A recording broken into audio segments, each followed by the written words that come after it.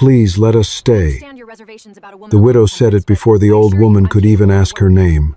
You have land growing too heavy for one pair of hands, and my children have no door to close before the snow.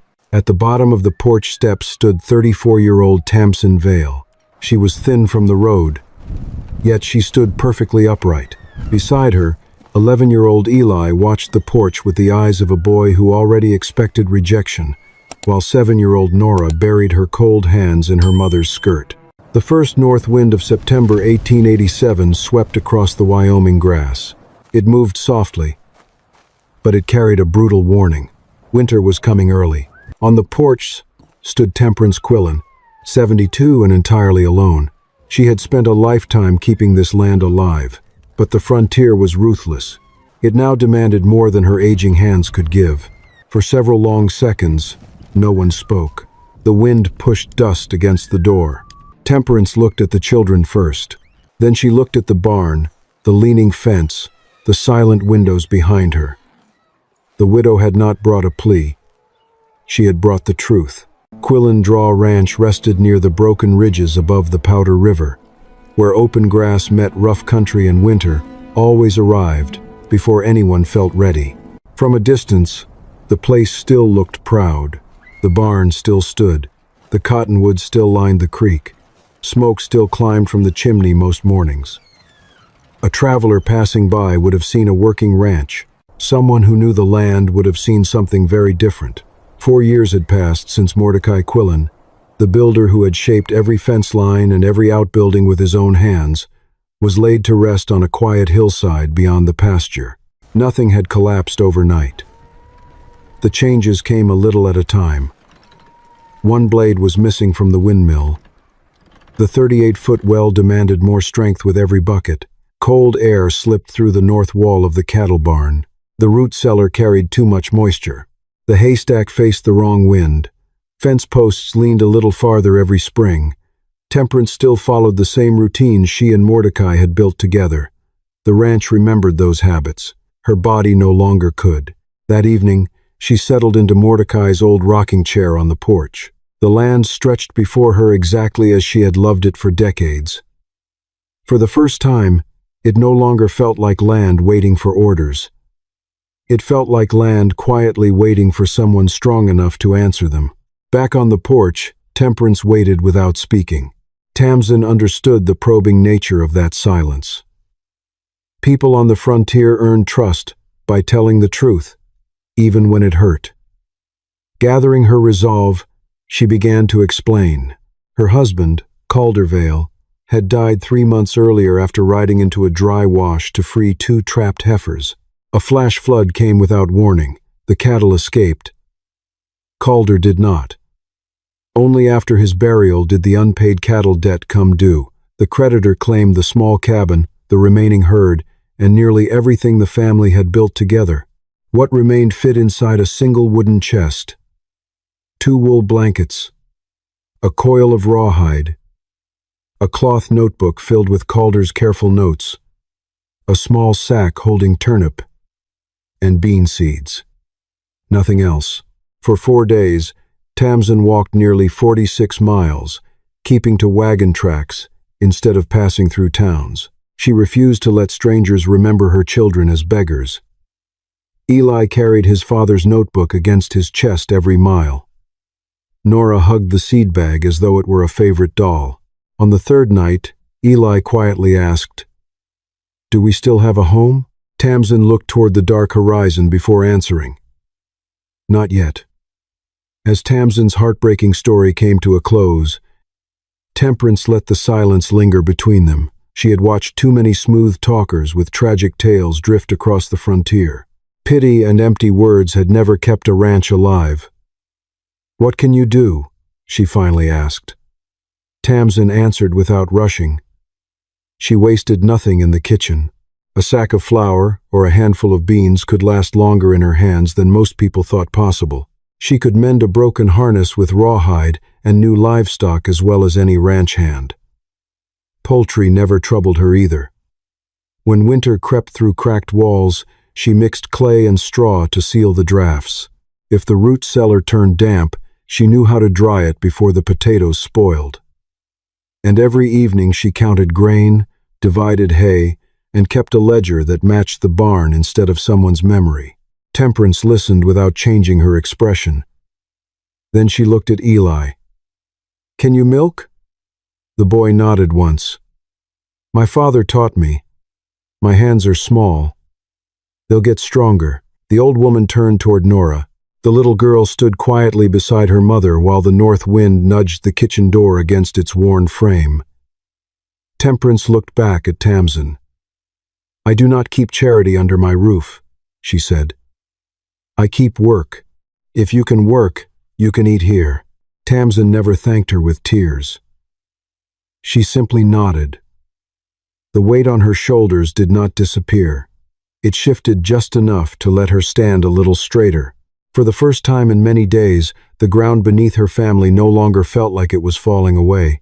Temperance led them through the kitchen and opened the small room behind it. For years, it had served as nothing more than winter storage. Two narrow cots leaned against opposite walls. A wooden crate still held old horseshoe nails, oilcloth, spare lantern glass, and broken harness buckles rested beneath a shelf coated with dust. The room smelled of cedar, lamp oil, and seasons that had already passed. Tamsin thanked her with a quiet nod and immediately went to work. She folded one wool blanket and tucked it tightly along the crack beneath the door where the north wind slipped inside. She placed Nora's cot against the inside wall, the warmest place in the room. Eli dragged his own cot beside the doorway without being asked. "If someone comes," he said softly, "I'll hear them first." Tamsin did not argue. She only pulled the second blanket over both children before blowing out the lamp. Across the house, Temperance lay awake beneath the quilt Mordecai's mother had sewn decades earlier. The ranch settled into its familiar nighttime sounds. Timbers creaked. The wind brushed the porch. Somewhere outside, a loose chain tapped gently against the well frame. Then came sounds the house had not carried in years. Nora coughed once in her sleep. A few moments later, Eli whispered through the darkness, "Will she send us away tomorrow?" There was a pause before Tamsin answered, "Only if we fail the work." Silence returned. Temperance stared at the wooden ceiling above her. She remembered something Mordecai had often said after walking the fence lines. "A ranch dies first at the edges, nobody bothers to inspect." She almost turned toward the empty side of the bed, almost spoke his name. Instead, she closed her eyes and listened. For the first time in years, the old house breathed with more than one lonely soul. Tamsin woke long before the first gray light reached the eastern ridge. She moved quietly through the unfamiliar kitchen, opening cupboards, one at a time. A sack of cornmeal rested beside a crock of dried beans. A small tin still held a little coffee. There was enough lard left for one careful breakfast. She split a few dry cottonwood sticks and coaxed the fire back to life. Soon the stove carried a steady heat instead of yesterday's fading ashes. The smell of fresh coffee drifted through the house. Temperance stopped in the doorway. For months, breakfast had been little more than stale biscuits softened with reheated coffee. Cooking for one had slowly become another chore she no longer cared to finish. Tamsin said nothing about it.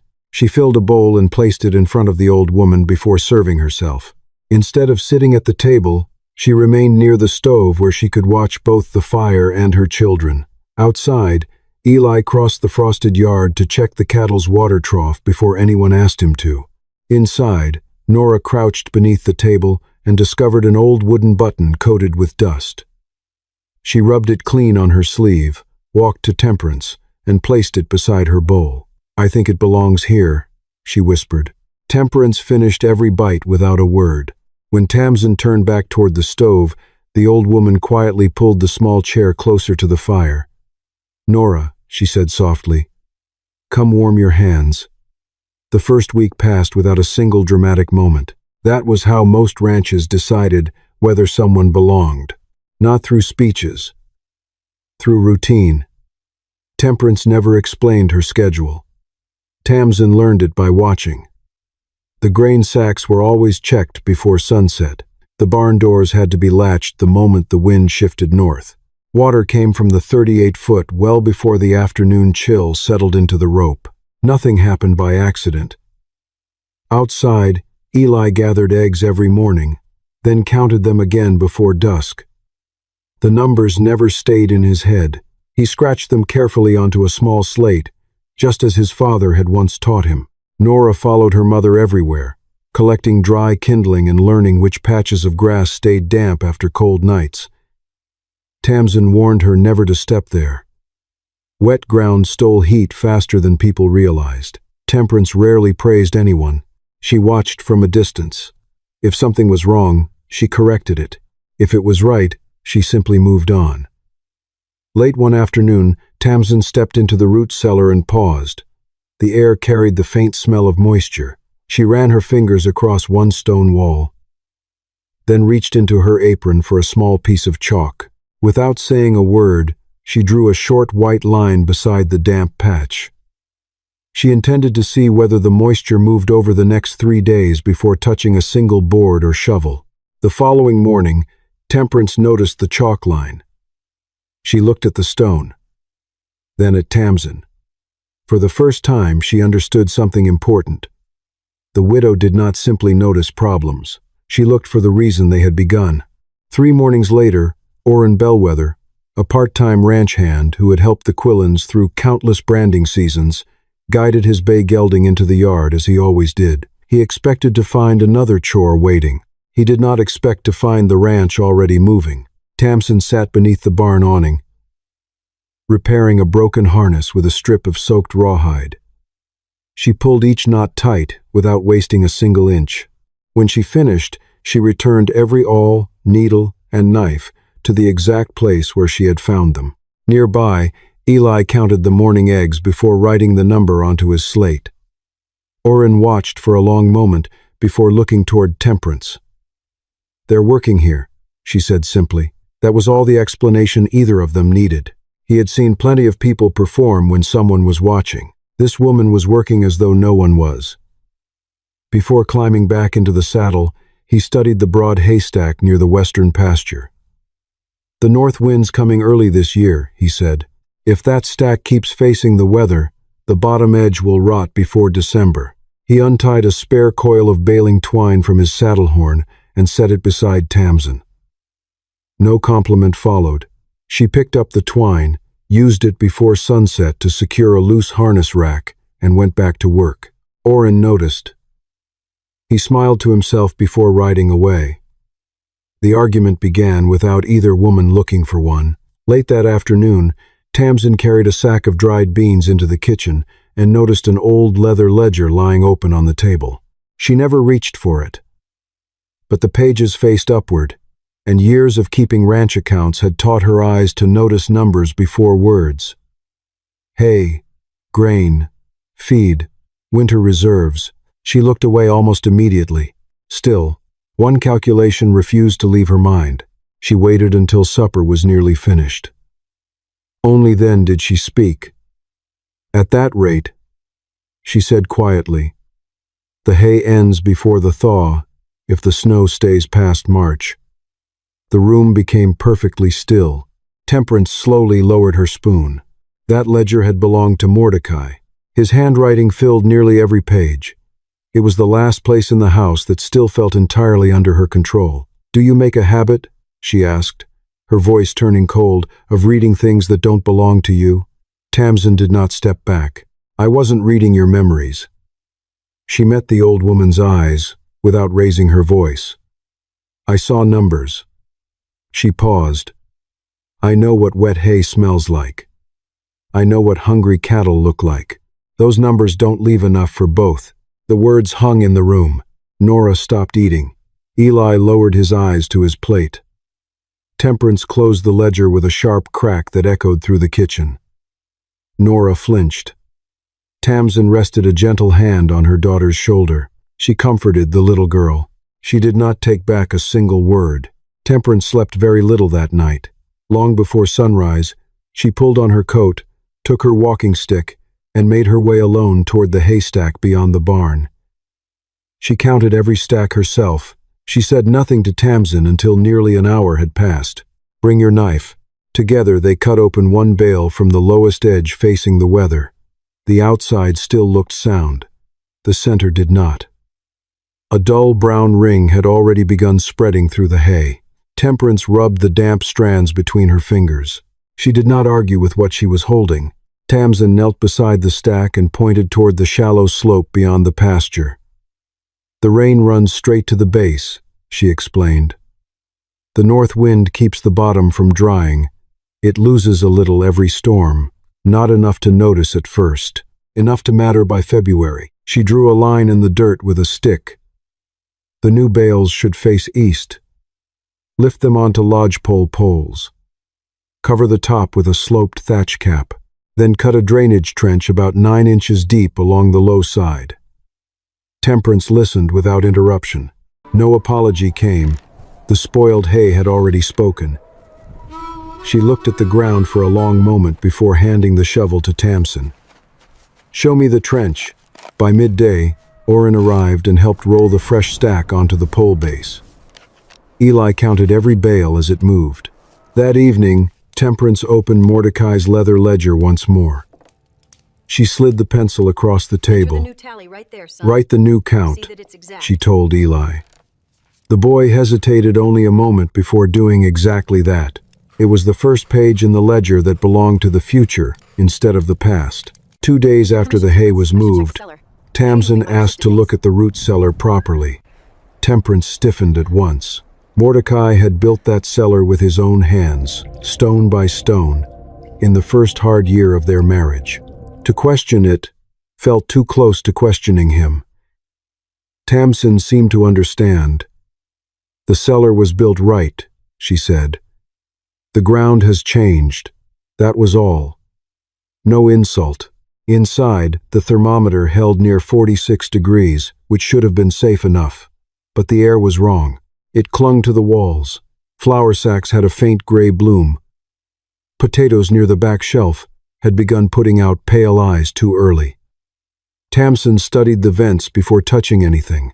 The high west vent was too open for the way the wind now moved across the draw. The low east side had no real pull at all. She opened a small lower vent on the east wall, narrowed the west vent with a fitted board, and set a shallow bowl of dry ash near the floor to show how quickly moisture returned. Then she hung burlap strips away from the stone so sacks would not breathe directly against damp rock. Nora placed a flat stone marker outside the new vent. Eli wrote the temperature twice a day. Only 3 days later, the cellar held steady between 39 and 41 degrees. The sour, damp smell had faded. The flour sacks felt dry. Temperance stood in the cool dark and placed her palm against the wall Mordecai had built. For a moment, grief and relief shared the same breath. Changing the cellar had not taken him away.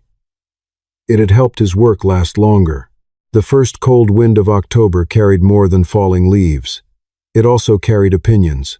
Late that afternoon, Hiram Dodd, a neighboring rancher who measured most things by muscle instead of patience, reined his horse beside the north barn. He watched in silence for a minute.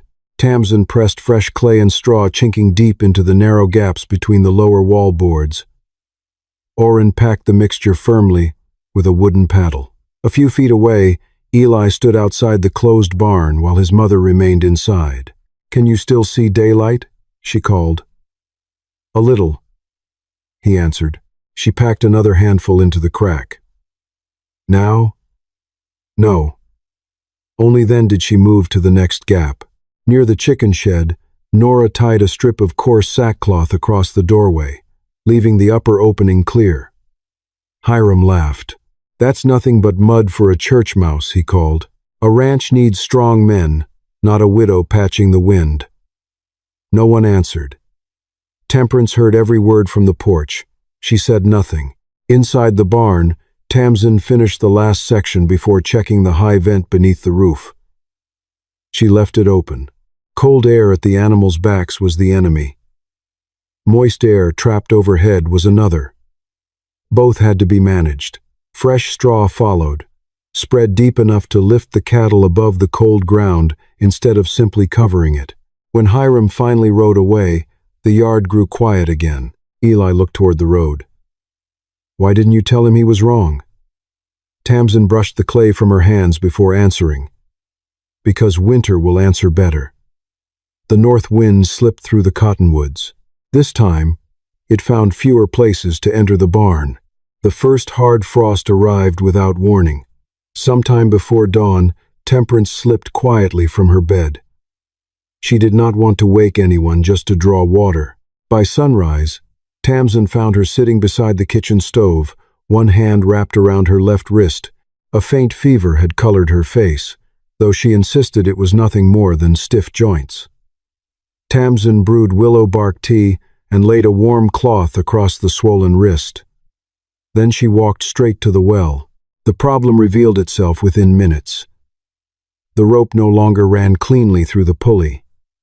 Years of rubbing against the wooden curb had frayed the fibers and pulled the line off-center. Every bucket climbed the full 38 feet with more resistance than it should have. The well had slowly become heavier. Not because the water had changed, because the system had. Instead of replacing everything, Tamsin reshaped the setup. She moved the pulley onto a new oak bracket to straighten the pull. She wrapped the worn edge of the well curb with thick rawhide to stop the rope from cutting deeper into the wood. Then she suspended a broad, flat stone from the opposite side of the line as a simple counterweight. By afternoon, the difference was obvious. Eli grasped the rope with both hands and drew a full bucket to the surface without stopping once. Temperance watched from the porch. For a long time, she said nothing. Then she looked from the well to the boy. Helping had not made the ranch weaker. It had made the work possible for hands that would one day replace her own. While the outside of the ranch was slowly coming back to life under Tamsin's hands, inside the house, there were still places locked away in grief. The door had stayed closed for almost 4 years. Nora found it by accident. She wandered down the narrow hallway while Tamsin scrubbed the supper pot and gently pushed against the old latch. The door opened only a few inches. Dust floated through the narrow beam of afternoon light. Inside stood a quilt frame, half covered by a faded canvas sheet. Folded scraps of fabric rested in a basket beside it, exactly where they had been left years before. On a small shelf sat a weathered tin with one word painted across the lid: Mordecai. Near it rested a hand-drawn map of the shelter garden, showing rows of beans, sage, and flowers planted to slow the prairie wind before it reached the house. Temperance appeared almost immediately. "Leave that room alone," she said, her voice quiet but firm. Nora froze. Instead of stepping away, she looked toward the old woman with innocent curiosity. "Did he plant things too?" The question settled into the silence. Tamsin started forward. "I'm sorry." She didn't know. Temperance slowly lifted one hand. "No." She crossed the room herself, picked up the old seed tin, and brushed years of dust from the lid. When she opened it, a few paper packets still rested inside. Calendula, pole beans, sage. She smiled so faintly, it almost disappeared. "Mordecai saved seed," she said softly, "the way other men saved coin." Carefully, she tipped one tiny calendula seed into Nora's open palm. The little girl closed her fingers around it as though it were something precious. Temperance watched without looking away. Some memories were never meant to stay locked inside a room. Some were meant to be planted again. The first week of November brought another visitor. Silas Rook, Temperance's nephew, climbed down from a hired wagon wearing a clean wool coat and polished boots that had gathered almost no mud on the road from Cheyenne. He embraced his aunt politely. Then his eyes settled on Tamsin and the children. Only for a moment.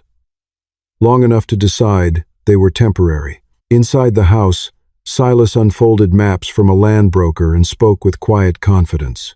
"Railroad buyers are paying well. You're getting older.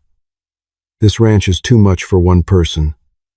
Sell now while it's worth something. His words sounded reasonable. His eyes never once wandered toward the barn, or the well, or the haystack. To him, the ranch existed on paper before it existed on the land. Blood is still blood, he added. Family should look after family. Temperance remained silent. Then, without looking at Silas, she turned toward Tamsin. If the past closes by Christmas, she asked calmly, how many days of feed do we have left? Tamsin looked at Eli. The boy reached for his slate without hesitation. He read the figures aloud. Hay, grain, daily ration, reserve for late storms. Silas listened without speaking. When Eli finished, the room fell quiet. Silas finally nodded toward him. The boy keeps good numbers. Temperance looked directly at her nephew. His name, she said evenly, is Eli. For the first time since arriving, Silas had nothing useful to add. 2 days after Silas returned to Cheyenne, Temperance drove alone into town. She never mentioned the trip to Tamsin. Inside the small law office, Alden Pike, the town attorney, explained a working inheritance agreement. If Tamsin remained at Quill and Draw, cared for the ranch through the seasons, cared for Temperance when age finally demanded it, and kept the land productive, ownership could legally pass to her and the children.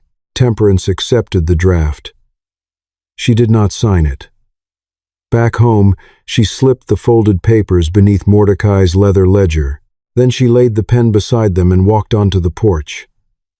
Low gray clouds gathered along the western ridge. Winter would read that agreement before she ever did. By mid-November, Quill and Draw moved by a new rhythm. The ranch no longer drifted from chore to chore. It prepared. Tamsin divided the hay into marked sections. Good feed for hard nights. Lesser feed for warmer days. Emergency reserve under canvas, set aside where no one could touch it without saying why. The grain sacks were measured by week instead of guessed by habit. Bedding straw was kept dry and lifted off the dirt floor. Every evening, Eli opened Mordecai's ledger and wrote the day's numbers.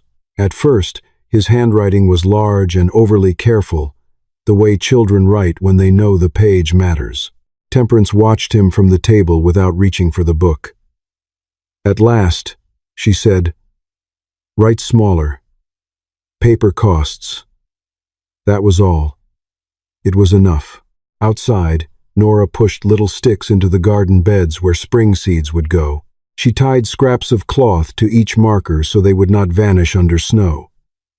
Orin helped set a rough snow fence from poles and brush along the stretch where the wind cut hardest across the calving side of the barn. Tamsin hung a sackcloth curtain inside the main barn door. She packed more clay straw into the low gaps, left the high vent open, and shifted the water trough away from the direct line of wind. Temperance showed them where the drifts had killed calves 20 winters before. She showed them how low clouds caught on the ridge before a bad storm. She showed them the color of grass that held too much hidden frost. Hiram Dodd rode past near sunset and laughed again, wrapping that barn like a baby. "Are you?" No one stopped working. The ranch was not being wrapped. It was being readied for judgment. The first sign came before the snow. Temperance stepped onto the porch before daylight and stood perfectly still. The clouds rode lower than they should. The wind carried the faint smell of iron. She looked toward the western ridge. It comes tonight. By sunset, the sky had disappeared. Then the blizzard struck. Fast, hard, relentless. The north wind searched every board, every corner, every weakness it had found in years before. This time, it found fewer. Snow piled against the brush fence instead of burying the barn door. The drifts climbed higher. The entrance stayed open. Inside the barn, the air was still bitterly cold. But it no longer sliced across the cattle's backs. The clay and straw chinking held. The high vent carried damp air away while the lower walls kept the draft outside. The deep bedding stayed dry. The youngest calves remained on their feet. The water trough formed only a thin rim of ice instead of freezing solid. Below the house, the root cellar held steady between 39 and 40 degrees. The flowers stayed dry. The potatoes rested quietly, without sending out pale shoots. Outside, the sloped thatch shed the blowing snow from the haystack. Meltwater drained into the shallow trench instead of soaking the lower bales. Every repair was being tested, one by one. Tamsin organized the work without raising her voice. Orrin checked the livestock through the night. Eli carried lanterns, counted the cattle after every round, and entered each number into the ledger before the ink could freeze. Inside the kitchen, Nora fed small pieces of cottonwood into the stove and held Mordecai's seed tin close against her lap. Near midnight, Temperance slipped on packed snow inside the barn and nearly fell. Before she reached the ground, Tamsin caught her. Neither woman spoke. Temperance did not pull away. For the first time in many years, she allowed someone else to carry part of the weight while the storm finished delivering its judgment. The blizzard entered its third day. Visibility stretched no farther than the barn fence. Near noon, a shape emerged through the blowing snow. It was Hiram. His shoulders were bent against the wind. In his arms, wrapped inside his own coat, lay a newborn calf, barely able to lift its head. He reached the porch without a word. "My north wall gave way," he said at last. "The hay got wet weeks ago. 2 calves are gone." He looked down at the one he still carried. "This one's breathing." The laughter was gone. "So bring it in," Temperance answered. Nothing more. Tamsin was already moving. "Eli, bring the burlap. Nora, warm a kettle. Orrin, fresh straw. The driest we've got." No one wasted time asking questions. The calf was rubbed dry, laid deep into clean bedding, and covered with burlap while warm water was brought a little at a time. The little animal shivered through the night. By dawn, it stood. Outside the barn, Hiram stood quietly before the north wall. His eyes followed the clay and straw chinking that he had mocked only weeks before. He reached out and pressed one finger against the hardened seal. Then he turned toward Tamsin. "What's the mix?" he asked. "Clay to straw mix. Clay to straw. Believed it would hold." No apology came. The question itself had become one. Tamsin explained the proportions, the moisture, and how tightly the mixture should be packed around the lower boards. She never looked toward Temperance while she spoke. Temperance, however, watched her for a long time. Not as a guest, not as a widow who had once asked for shelter. For the first time, she saw someone who already carried the instincts of the next keeper of Quillen Draw Ranch. The storm finally loosened its grip. Snow began melting from the south-facing slopes, and the windmill turned again after Orrin fitted a new vane where the old one had broken. A week later, Silas returned. He expected to find exhaustion, failure, perhaps a ranch finally ready to be sold. Instead, Quillen Draw was working. The cattle were alive. Hay still filled the reserve stack. The root cellar smelled clean instead of damp. Smoke rose steadily from the chimney. Silas stepped into the kitchen and removed his gloves. "This place still needs a man to manage it," he said. No one answered immediately. Eli quietly placed his slate beside Mordecai's ledger and opened both. He read the figures in a calm voice. Feed remaining. Calves alive after the blizzard. Egg production before the storm, during it, and after. Days the mountain pass stayed closed. Water drawn from the well. When he paused, Tamsin added only one correction about the grain reserve. Nothing more. Temperance closed the ledger gently. "This ranch doesn't need someone named Rook," she said. "It needs someone who knows where it breathes, where it leaks, and where it goes hungry." Silas looked down at the final line Eli had written. "Calves alive." He searched for an argument. The numbers had already answered every one of them. After Silas rode away, Temperance asked Tamsin to join her on the porch. The late winter sun rested low across the pasture. Without ceremony, the old woman placed a folded document on the table. Mordecai's ledger rested beneath it. "It's a working inheritance agreement," she said. "If you stay, if you keep this land alive, care for it through every season, care for me when I cannot care for myself, and teach Eli and Nora to do the same, Quill and Draw will become yours." Tamsin did not reach for the paper. Instead, she unfolded it carefully. She read every page. She asked about outstanding debts, water rights, the cattle brand, fence lines, Orrin's place on the ranch. Temperance's mouth softened into the faintest smile. That was exactly why she had chosen her. "I am not giving you land," she said quietly. "I am giving you work that will outlive me." Tamsin met her eyes. "Then I will not take it lightly." Spring arrived the way it often did on the frontier. Not in a single warm day, but one quiet change at a time. Snow retreated from the southern slopes. Water returned to the creek without flooding, and meadowlarks found their voices again. Quill and Draw had done more than survive, it had thrived. The root cellar remained dry. The hay reserve outlasted the final freeze, and the cattle carried better weight than any neighboring herd. The ranch was no longer merely bracing for winter, it was preparing for new life. Orrin shared the story in town without boasting, simply stating the facts. Hiram Dodd's silent apology arrived a few days later in the form of a wagon load of clean, dry straw left beside the barn. There was no note, no words were needed. Actions had become the only language that mattered. Late one afternoon, Temperance rested in Mordecai's old rocking chair, a black wool shawl folded across her shoulders. Across the yard, Tamsin firmly latched the newly repaired barn door. She no longer worked with the careful hesitation of a guest, but with the steady hands of a woman planning for the next year. From the garden, Nora came running, carefully cradling a small clay pot. In the center stood a single, vibrant calendula sprout.